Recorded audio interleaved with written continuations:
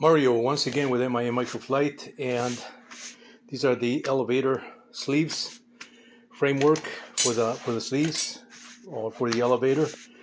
The horizontal stabilizer is this black part right here. This is my personal one that I did in yellow, blue, and black. As you remember, my vertical stabilizer, which is this section there, that's already done. Those are the colors that I decided to implement on my personal 16-foot wing, half-scale MIA Quicksilver style RC Ultralight. And so I am in the process of assembling all these parts right here. There's a lot of work involved in doing a model like this, not just in the stitching. This has double stitching, as I mentioned in my other video, with the stabilizer and all the parts that I've been cutting, for this particular size aircraft. It's quite laborious, to when you start doing stuff like this. I reinforce all the edges here on this particular size because it's just it just requires a little more reinforcement because of the size. Reason for doing all that, also double stitching on the edges here. It's just you don't need to do a double stitching. You could just use a wider stitch and just stitch it and making sure to reinforce the edges here. But I just like doing it this way. This is how I approach things. Just the way I do things. This elevator should actually be like that. So this is a two-part elevator section, just like on my other MIA Quicksilver style RC Ultralights, the smaller ones, quarter scale and the fifth scale ones that I sell the most, because of their size. The size is very, very easy to transport. The 60-inch. This is a very customized size aircraft, as you'll probably already know just by watching videos. If you watch videos of radio control models, the larger it gets, the more cumbersome it gets if you don't have the vehicle to transport this, because this model, just the framework alone and the frame is quite a big model. You need some kind of a small trailer or even a van, to transport something like this without the wing.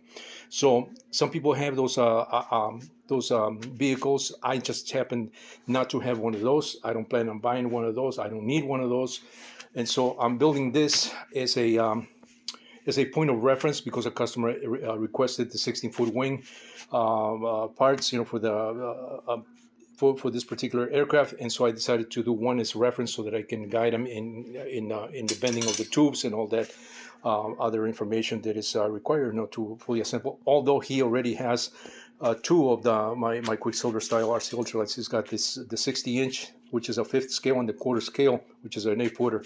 The other one is a 5-footer, 8-footer, and now he's going to have the 16-footer. So this is my personal reference in order for me to do his with more precision, so there are no issues whatsoever. So I built one, tested, make sure that everything's right, and then he's all the parts that I'm making for him will be exactly the same, so that there are no issues, no questions about it. I don't think he's going to have any questions. I mean, he's got two of my aircraft, and he knows the ins and outs of that, the pros and cons of that, and those models. And I think he's okay with that, and I appreciate that customer for just relying on purchasing this model without having seen the larger one.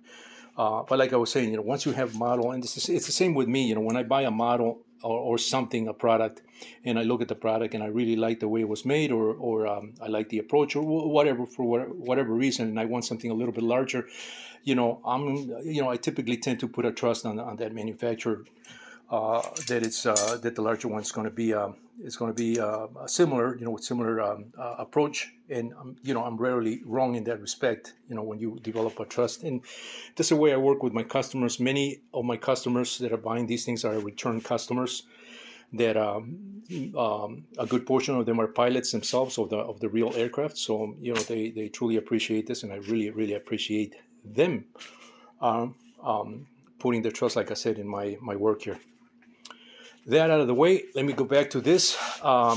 As I was saying, this is the framework, and this is just going to be another video as part of this process of showcasing the build of this MIA Quicksilver style 16-foot wing half-scale RC Ultralight. So these are the tubing frames, and The way I like building mine is I like using a combination of aluminum, like I said, and carbon rods.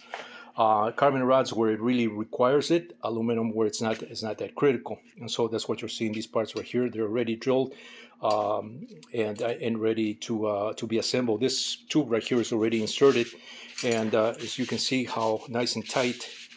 How nice and snug. I shouldn't say it's not really that tight yet because it's not. First of all, it's not on the model, and this does require tensioning the framework itself. These are going to be a little bit different. Once these parts are inserted into the inside these elevator sleeves and attached with the rest of the rods here, this will probably not require reinforcement, but I believe the original full-scale Quicksilver has a bar right here to reinforce the elevator. I don't think you need this. I've never needed that in the smaller versions, but if it does need it, if I see that it needs it, I will include those. But just the tension on provided this is done correctly, because that's the other thing. If you make this too loose, then the sails are going to be too loose. And if anybody has seen my videos on all these ultralight models that I make these nice and snug, so that when it's done on the frame, it's very very snug, and you have a nice finish on the surface. Very similar to this vertical stabilizer. You can see how beautiful this turn out, and that's how I make all my models are like this way, because I approach it the same way. The fact that it's larger doesn't matter. You just size everything. You make provisions, for the tolerances that are required, to get a snug, nice, clean fit on the framework. And so that's what you're seeing here, and that's exactly the way my stabilizers, my horizontal stabilizer and elevator will be. This is a vertical combination of vertical and rudder stabilizer, as it's typical on the full-scale Quicksilver aircraft. Of course, these are done in my style with my own approach to manufacturing, as I said in many videos, and that's why I call these MIA Quicksilver style. It's not a replica, exact replica of the aircraft. So as I was saying, these are the elevator sections. Next video will be this whole thing assemble, and then from here I'm going to move on to the wing. The wing is going to be huge. I'm just going to have to. We're just going to have to wait. And for those that are following this, just be patient. If you're really enjoying these videos here, just be patient for that, for me to complete that wing and start the assembly of that wing. I will do another video similar to what I'm doing here. I'm just show and tell, showing the parts, and then the assembled parts and product. Once again, Mario with MIA Microflight. Thanks for watching.